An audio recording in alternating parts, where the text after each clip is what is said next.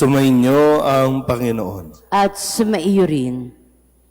Ang mabuting balita ng Panginoon ayon kay San Mateo. Papuri sa iyo, Panginoon. Noong panahong iyon, si Jesus ay nagpunta sa lupaing malapit sa Tiro at Sidon. Lumapit sa kanya ang isang Kananeyang naninirahan doon at malakas na sinabi, Panginoon, anak ni David, mabag po kayo sa akin. Ang anak kong babae ay inaalihan ng demonyo at masyadong pinahihirapan. Ngunit gapotokmay, di tumugon si Jesus. At lumapit ang kanyang mga alagad at sinabi sa kanya, Pagbigyan na nga po ninyo at nang umalis. Siya'y nag-iingay at susunod-sunod sa atin. Sumagot si Jesus, Sa mga tupang naliligaw ng sambahayan ng Israel lamang ako sinugo. Ngunit lumapit sa kanya ang babae, lumuhod sa harapan at ang sabi, Tulungan po ninyo ako, Panginoon.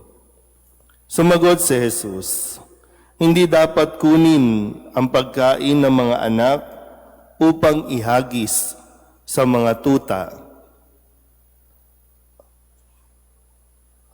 Tunay nga po, Panginoon, tugon ng babae.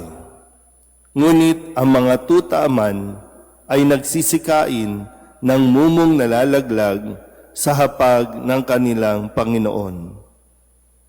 Kaya't sinabi sa kanya ni Jesus, Napakalaki ng iyong pananalig. Mangyayari ang inihiling mo. At noon di, gumaling ang kanyang anak.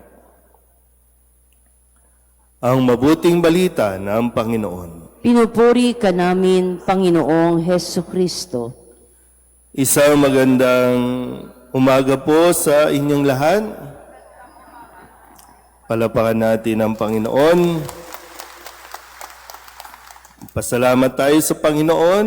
At least ngayon, maayos-ayos po ang ating panahon matapos ang halos 2 linggong pag-uulan. Halos 2 linggong pagbuhos, no, at pagdaan ng mga bagyo. At ganoon din ang patuloy nating pagdanas ng baha. Nawa ay sa mga ganitong pangyayari, talagang may mapulot tayong mga aral at matuto rin nawa tayo kung paanong sa tuwing tayo po ay dumadalo sa banal na pagdiriwang ng Eucharistia ay hindi naman pumapalya ang ating Panginoong Hesukristo sa pagtuturo ng sa ganon ay mas maging maayos ang ating pamumuhay. Nung nakalipas na linggo, itinuro sa atin ng ikwento sa Ebanghelyo ang karanasan ng mga alagad nang sila po ay sinasalpok na malakas na hangin at alon. Doon yung tanong ni Jesus sa mga alagad, lalo tigit kay Pedro, bakit ka nag-alinlangan? Kasi si Pedro halos nakalakad sa tubig, kahit papaano nakahakbang sa tubig, nang sinabi niyang, Panginoon, kung talagang ikaw yan, papuntahin mo ako riyan. No? Kasi si Jesus ay nakakalakad sa tubig. Habang sila ay sinasalpok ng alon, si Jesus ay parating. Ninais ni Pedro na talagang ma-verify kung talagang si Jesus iyon. Kaya tinawag siya ni Jesus, sinabing, halika, nakalakad sa tubig. Pero nung ibaling ang kanyang tingin sa paligid, sa hangin, sa alon, unti-unti siyang lumubog at tumingi ng saklolo sa ating Panginoon. At siya'y iniahon mula sa kanyang pagkakalubog at nang siya'y sumakay sa bangka, humupa ang lahat. Humupa ang hangin, naging kalmado, maging ang mga taong naroroon sa bangka. Humingi ng saklolo si Pedro. Kaya ngayon, sa pagpapatuloy, isang kwento ng pananampalataya, muli ang ating narinig at binibigay sa atin at dapat natin talaga itong matutunan. Pananalig ng isang ina, pananalig ng isang magulang. No? Sabi nga dito, isang Kananeya ang lumapit sa Panginoon, nagmakaawa. Maganda yung mga bahagi ng kanyang sinabi, Panginoon, anak ni David. Yung may pagkilala, yung nire-recognize na kung sino si Jesus. Mahabag po kayo sa akin. At sabi rin niya, no, tulungan po ninyo ako, Panginoon. Sabihin niyo nga po yung mga salitang sinabi, tulungan po ninyo ako, Panginoon. Parang hindi kumbinsido ang Panginoon, no? Parang wala pa, no? Parang hindi ko alam, no, kung minsan kasi talagang kailangan nating maranasan, kung ilalagay mo lang, no, yung sitwasyon mo sa sitwasyon nitong babaeng ito, mauunawaan mo kung ano yung damdamin. Siguro okay pa tayo. Hindi pa natin nararanasan yung mga binaha. Kaya madali sa atin parang wala. Dead ma lang. Minsan madali lang sa atin na magsabing okay lang yan. Kasi hindi mo pa lubusang nararanasan. Kaya may mga pagkakataon na talagang ipinapahintulot ng Panginoon na maranasan natin yung mga naranasan ng iba nang sa ganon talagang yung taos sa puso ang iyong pagsasalita. Naranasan mo na bang magutom? Kasi ang isang taong nakaranas ng gutom, yan yung talagang marunong magpahalaga sa bawat butil ng kanin. Mukhang mayayaman talaga kayo, no? Hindi kayo talaga nakaka-relate, no? Wala lang, no? Yung maranasan na walang ulam, maranasan na yung isang pirasong galunggong hahatiin mo sa 3 at mag-uunahan kayo kung kanino yung gitna. Kasi nandun lahat ng laman. Kasi sa ulo, wala na. Sa buntot, wala din. So mag-uunahan pa, di ba?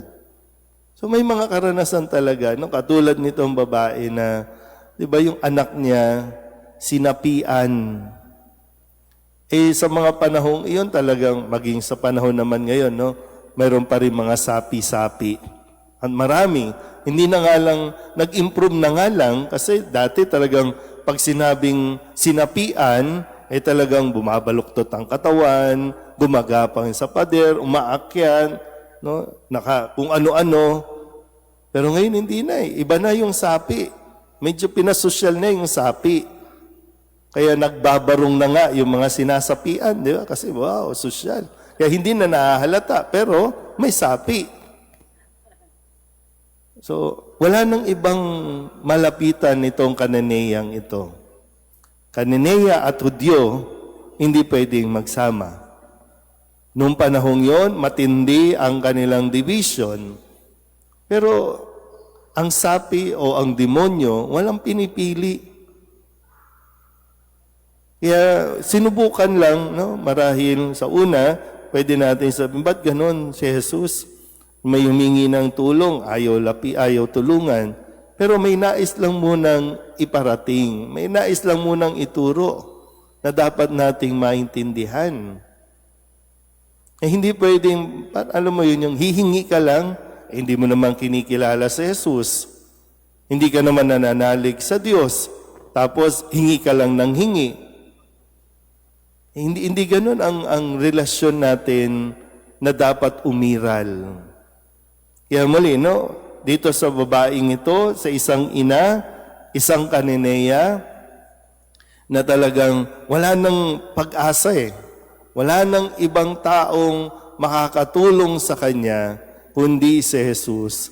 Kaya kahit na mayroong pagitan sa kanilang lahi, sa kanilang dalawa, ay naglumuhod, lumapit. Alam mo yun, yung talagang gagawin niya ang lahat para sa kanyang anak. At maganda po no, na matandaan nating mabuti na sa mga panahon, lalo tigit sa panahon na pakiramdam mo, wala ka nang makapitan. Sa mga panahon na ganyan, pananalig ang dapat nating kapitan. Hindi patalim. Hindi sa tao. Di ba may ganun tayong linyahan, di ba? No? Ang taong nagigipit sa patalim kumakapit. Ibig sabihin, kahit na illegal, gagawin natin o ginagawa na natin, kahit mali, kahit maling tao, nilalapitan na natin at nakakalimutan nating lapitan ang Diyos, kumapit sa pananampalataya. Sana po, no, pag dumating ang panahon na maranasan natin yung napakahirap na pangyayari. Kasi lalo tigit no, sa bansang Pilipinas, sa bansa natin, sinasabi nga, bawal magkasakit. Bakit bawal magkasakit? Kasi magastos. Bawal magkasakit kasi walang pambili ng gamot. Bawal magkasakit kasi kahit gaano kakayaman, pag nagkasakit ka, ubos, limas ang iyong savings. Kaya natin nasasabing, bawal magkasakit. Lalo pa ngayon, no? Hindi ko alam, no? Parang sa atin, wala lang. Kung ma-displace yung mga katutubo, no? Mga nakatira diyan sa bundok, diyan sa Tarlac, wala lang sa atin, walang dating. No? Kahit na mas priority magtayo tayo ng mga data center kaysa sa mga health center at mga ospital, wala lang, hindi tayo affected kasi okay pa tayo dito. Dito kaya itayo ang Paxilica sa Gagalangin. No, para maalis na lahat. Total, no, maraming ang lugar dyan sa Hermosa, unti-unti nawawala na kasi kinukuha na yung mga bahay. May mga taga-Hermosa ba dito? Hintayin ba natin yun? O sadyang kailangan natin maranasan yun para maunawaan natin kung gaano kahalaga na tayo ay lumapit sa Panginoon dahil siya lang talaga ang makakatulong sa atin. Amen?